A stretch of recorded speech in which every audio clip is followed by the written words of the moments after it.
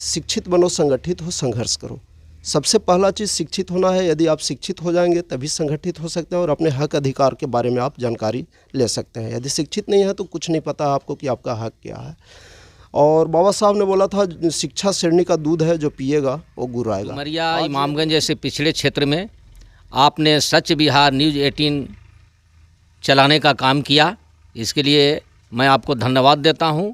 और जय हिंद साथियों, आप देख रहे हैं सच बिहार न्यूज़ 18 और मैं एस रिजवी।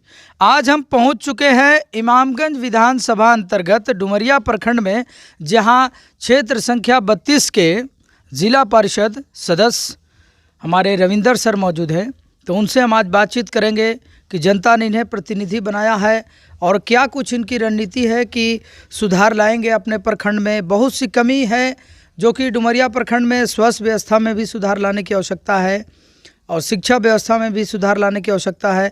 यहाँ सामाजिक व्यवस्था में भी बहुत सी कमी है।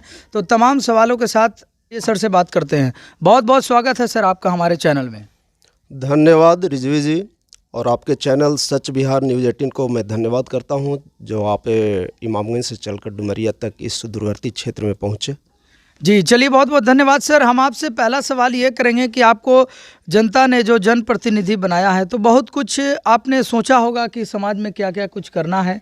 तो सबसे पहले ये आप बताइए कि कैसे आपने सोचा कि हम इस मुकाम तक पहुंचेंगे, क्या कुछ आपने रणनीति बनाया था जिला परिषद सदस्य बनने तक की?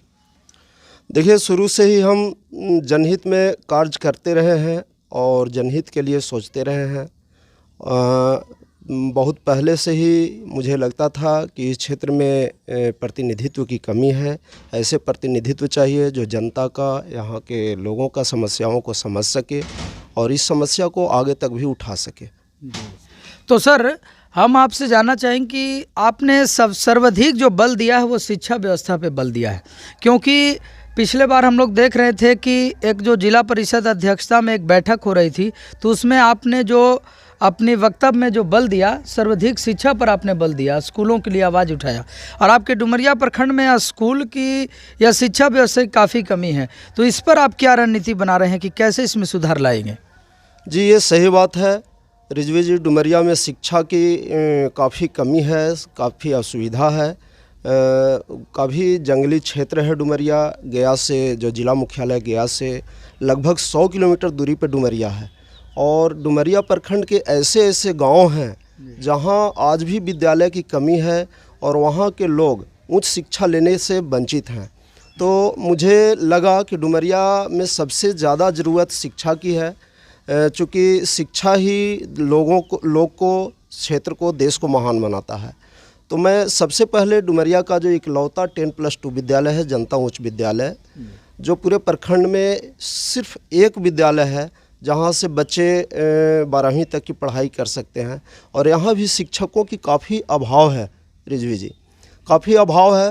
मात्र 5 शिक्षक पे ये विद्यालय चल रहा है और छात्र और छात्राओं की संख्या यहाँ 2027 है जो एडमिशन है। तो 5 शिक्षक में एक हेडमास्टर हैं जो डुमरिया से गया किसी मीटिंग, तो कभी कुछ करते करते उनका समय ख़त्म हो जाता है, और एक अतिथि शिक्षक है।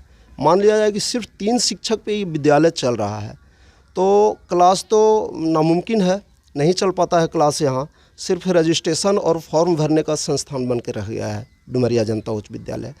तो मुझे लगा कि यहाँ के बच्चों को पढ़ने में काफ़ी कठिनाइयाँ हो रही हैं, चूँकि गया जाकर 100 किलोमीटर दूर गया जाकर हर बच्चा के गार्जियन पढ़ाने में सक्षम नहीं है, क्योंकि काफ़ी पिछड़ा इलाका है, गरीब इलाका है।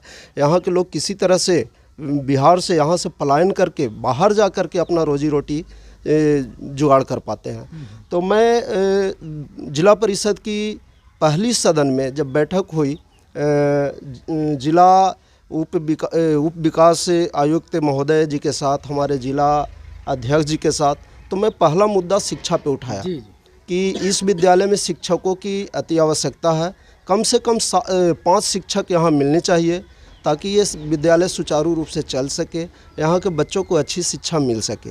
और उसके लिए हम लोग जो भी हैं जनप्रतिनिधि, मैं तो तन मन से सहायता करूंगा विद्यालय को। जी चलिए, तो सर एक और सवाल बनता है कि शिक्षा के बाद सबसे महत्वपूर्ण चीज़ें आती है स्वास्थ्य व्यवस्था। तो स्वास्थ्य व्यवस्था में अभी हमने देखा है कि डुमरिया प्रखंड में कोई अच्छे अस्पताल नहीं है, तो क्या कुछ आप स्वास्थ्य व्यवस्था में कैसे सुधार लाएंगे? जी, डुमरिया में काफ़ी अभाव है स्वास्थ्य व्यवस्था का भी।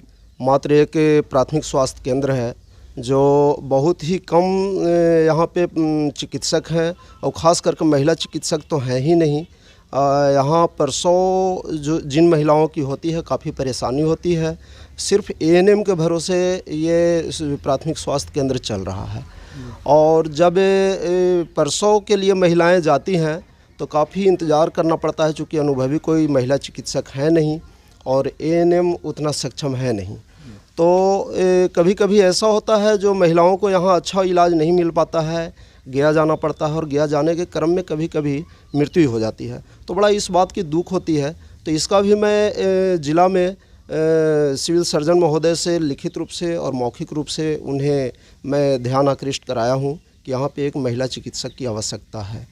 जी, तो सर अब स्वास्थ्य शिक्षा के बाद एक और चीज़ें आती है कि डुमरिया प्रखंड में जबकि कई यातायात के यहाँ साधन हैं और कई तरह की गाड़ियाँ आती जाती है ना, कई तरह के बसें भी चलती है, तो इसमें एक बस स्टैंड की काफ़ी कमी है जी, तो इस पर आप क्या करेंगे? जी, डुमरिया में बस स्टैंड की बहुत ही ज़रूरत है। चूँकि आप देखे होंगे, डुमरिया आते हैं तो देखे होंगे कि डुमरिया थाना, प्राथमिक स्वास्थ्य केंद्र और डुमरिया प्रखंड कार्यालय, तीनों का लगभग जो गेट है लगभग एक जगह है, और वहाँ पे आवागमन काफ़ी रहता है, लोगों की संख्या काफ़ी रहती है, भीड़ भाड़ काफ़ी रहती है, और वहीं पे दर्जनों बसें लगी रहती है। तो उन बसों के कारण आए दिन घटना घटती रहती है। बड़ा ही कभी कभी दुखद घटना घट चुकी है जो हम लोग उससे काफ़ी दुखी हुए हैं। तो मैं सरकार से भी मांग करता हूँ और अपने सदन में भी आवाज़ उठाया हूँ और उठाऊंगा कि यहाँ एक बस स्टैंड अति आवश्यकता है, और ज़मीन की व्यवस्था सरकार करे। यहाँ पे काफ़ी ज़मीन है कृषि विभाग की। जबकि हम लोग देखते हैं कि आपके बगल के इमामगंज में बस स्टैंड अब बनकर तैयार हो चुका है। जी, पिछले ही जो पिछले जिला अध्यक्ष महोदय थे करुणा कुमारी जी के माध्यम से वहाँ पे बना हुआ है बस स्टैंड। तो मैं भी अपने अध्यक्ष महोदया से ये मांग किया हूँ और करूँगा, लिखित रूप से दूंगा कि यहाँ पे बस स्टैंड होनी चाहिए, बहुत ही ज़रूरत है। जी, तो सरकार को भी इसमें ज़रूरत है कि जो कृषि विभाग की ज़मीन है वो परिवहन विभाग को ट्रांसफ़र करे ताकि यहाँ स्टैंड बन सके। जी, तो सर शिक्षा, स्वास्थ्य और सड़क के इत्यादि के बाद कुछ ऐसे सामाजिक मुद्दे भी हैं, या आप ऐसे कौन कौन से मुद्दे हैं जो आपके संज्ञान में हैं और जिसे आप निपटारा करना चाहते हैं? जी, डुमरिया में सिंचाई के भी काफ़ी अभाव है। जी, यदि यहाँ भी सरकार की ध्यान हो तो डुमरिया में आप देख रहे हैं कि काफ़ी पहाड़े हैं यहाँ पे। तो पहाड़ की बारिश जब पानी जब होती है बरसात में तो ऐसे ही पानी बह जाता है और बह करके चला जाता है, निहायत बेकार चला जाता है। यदि अच्छा यहाँ पे डैम बना दिया जाए, पहाड़ के पानी को रोका जाए तो दो फायदा होगा। एक तो सिंचाई का भी व्यवस्था हो जाएगा, पूरे प्रखंड खुशहाल हो जाएगा, और दूसरा फ़ायदा होगा कि यहाँ पे लेयर आ जाएगी, ज़मीन में भी पानी नहीं है। लोग कुछ दिन के बाद ऐसा भी हो सकता है कि लोगों को पानी भी पीने के लिए नहीं मिले। तो यहाँ डैम की अति आवश्यकता है, और बड़ा खुशी की बात है कि हमारे क्षेत्र के ही लघु सिंचाई मंत्री भी हैं माननीय संतोष कुमार सुमन जी, तो उन्हें भी ध्यान देना चाहिए। जी, स्थानीय विधायक पूर्व मुख्यमंत्री जी के पुत्र हैं, तो मैं उन्हें भी ध्यान दिलाना चाहूँगा कि डुमरिया में एक बड़ा डैम की आवश्यकता है। जी जी, तो चलिए सर, अब हम आपसे एक अंतिम सवाल करेंगे कि आप राजनीतिक में तो अब तक जिला परिषद तक पहुँचे हैं, तो आगे आपकी क्या राजनीतिक प्लानिंग है? सबन जी, कोई वैसा राजनीति की प्लानिंग नहीं है। हम सिर्फ राजनीति में आए हैं जनहित के लिए, जनता सेवा के लिए, क्षेत्र के विकास के लिए। यदि हमारे काम से जनता, यहाँ के लोग संतुष्ट होंगे, खुश होंगे, तो जैसा उनका आदेश आएगा वैसा मैं पालन करूँगा। बाकी हमारा अभी कोई प्लानिंग। जी, तो आपसे एक और मेरा सवाल ये है कि मैं जानता हूँ कि आप एक अम्बेडकरवादी विचारधारा के संविधानवादी हैं, तो क्या कुछ कहेंगे अम्बेडकर जी के विचार पर कि उन्होंने शिक्षा पर सर्वाधिक बल दिया था, तो कैसे उनके विचारधारा को आप समाज में लाएंगे? जी, एस.एस. रिजवी जी, जैसा आप बतलाए रियल में मैं एक सच्चे अम्बेडकरवादी हूँ। बाबा साहब डॉक्टर भीमराव अम्बेडकर, शहीद जगदेव प्रसाद, लोहिया जी, इन महापुरुषों के विचार पे, मैं सिद्धांत पे चलने वाला व्यक्ति हूँ। और इसी यही वजह है कि मैं शिक्षा पे ज़्यादा ध्यान दे रहा हूँ, क्योंकि बाबा साहब भी बोले थे कि शिक्षित बनो, संगठित हो, संघर्ष करो। सबसे पहला चीज़ शिक्षित होना है। यदि आप शिक्षित हो जाएंगे तभी संगठित हो सकते हैं और अपने हक अधिकार के बारे में आप जानकारी ले सकते हैं। यदि शिक्षित नहीं है तो कुछ नहीं पता आपको कि आपका हक क्या है।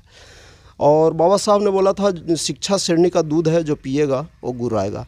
आज यदि हम लोग जिला परिषद बने हुए हैं, आप एक बहुत ही सफल संवाददाता हैं, तो ये बाबा साहब का देन है, जिन्होंने हम लोगों को मोटिवेट किया शिक्षित होने के लिए। तो मैं बाबा साहब के सिद्धांत पे चलता रहूँगा। उनका सपना था समतामूलक समाज का निर्माण करना, क्योंकि यहाँ पे काफ़ी समाज में विषमता है, काफ़ी रूढ़िवादी है, नीच ऊँच जात पात है। इससे बाबा साहब भी ग्रसित हुए थे, उन्हें भी झेलना पड़ा था, अपने जीवन में जात पात छुआछूत का दंश झेलना पड़ा था। तो मैं प्रयास करते रहूँगा कि समाज में समानता हो, मानव एक समान हो, कोई जातिवाद नहीं हो, कोई नीच ऊँच नहीं हो। इसके लिए मैं कार्य करता रहूँगा।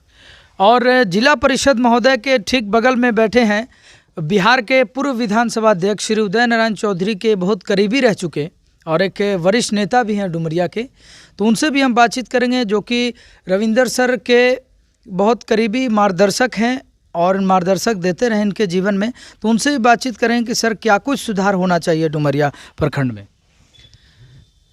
एस रिजवी जी, सबसे पहले तो मैं आपको बधाई देना चाहूँगा इस बात के लिए कि डुमरिया इमामगंज जैसे पिछड़े क्षेत्र में आपने सच बिहार न्यूज़ 18 चलाने का काम किया। इसके लिए मैं आपको धन्यवाद देता हूँ। और आपसे उम्मीद भी यही है कि जो हमारे क्षेत्र में हमेशा दलित, पिछड़े, गरीब, वंचित पर शोषण होता रहा है, उस शोषण के विरुद्ध आप आवाज़, जो आपका चैनल का नाम भी है सच बिहार, सच में इसको धरातल पर उतारने का काम करेंगे। तो सर, आप इनके मार्गदर्शक रह चुके हैं, तो क्या कुछ सुधार लाने के लिए प्रयास करेंगे डुमरिया प्रखंड में? देखिए, यहाँ तो समस्याएं अनेक हैं और पूर्व में जो लोग रहे वे प्रतिनिधि नाम मात्र के रहे और जनता में काफ़ी निगेटिव जनप्रतिनिधियों के बारे में संदेश गया कि केवल जीत जाते हैं और जीतने के बाद कुछ करते नहीं हैं। तो हम लोग को सबसे पहला प्रयास होगा कि उस मिथक को तोड़ना, कुछ करके दिखाना। और इसी जज्बे के साथ रविंदर हमेशा हर सुख दुख में, जहाँ कहीं भी किसी तरह का कोई रचनात्मक कार्य हो, किसी पर जुल्म अत्याचार की बात हो, हमेशा मुखर होकर के उठाते रहे हैं। और हमारा प्रयास होगा कि जो भी समस्या इस क्षेत्र में है, बारी बारी से, एक साथ तो सारे समस्या का निदान हो नहीं सकता है, लेकिन प्राथमिकता के आधार पर शिक्षा, चिकित्सा, स्वास्थ्य और अन्य जो जितने भी मुद्दे हैं, सिंचाई की समस्या हुई, सब पर बारी बारी से हम लोग का प्रयास रहेगा कि आवाज़ उठाते रहें और प्रयास करके कुछ न कुछ कार्य कराने का काम करें, ताकि ये मिथक जो बना हुआ है उस मिथक तो अभी हम बात कर रहे थे क्षेत्र संख्या 32 डुमरिया के जिला परिषद महोदय और इनके जो मार्गदर्शक और करीबी रह चुके जनार्दन जी, जो कि एक वरिष्ठ नेता है डुमरिया के। तो अभी हम कुछ इनसे बातचीत कर रहे थे। तो आप बने रहिए और देखते रहिए सच बिहार न्यूज़ 18 और मैं एस रिजवी। धन्यवाद।